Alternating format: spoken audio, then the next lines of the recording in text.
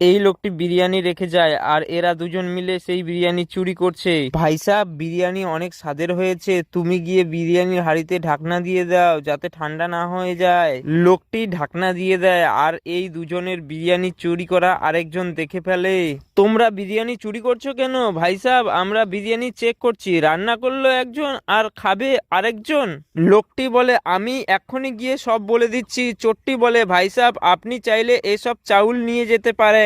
লোকটি বলে, অফার তো ভালোই, এই ব্যাগে বিরিয়ানি দিয়ে দাও। এরপর ব্যাগে বিরিয়ানি তুলে দেয়। চোর দুজন আবারও বিরিয়ানি চুরি করে। মোটা চোরটি বলে, এই ব্যাগে আমার বউয়ের জন্য বিরিয়ানি দাও।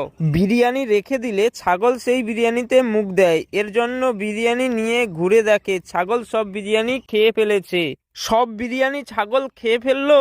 আমার তো মনে হচ্ছে আমাদের ভাগ্যেই আজকে নেই। রাঁধুনি এসে দেখে ঢাকনা খোলা আর হাঁড়িতে বিরিয়ানি কম। চোর দুটো আবারও বিরিয়ানি চুরি করতে শুরু করে, কিন্তু রাঁধুনি এসে চোর দুটোকে ধরে ফেলে এবং তাদেরকে বেধড়ক মার দেয়।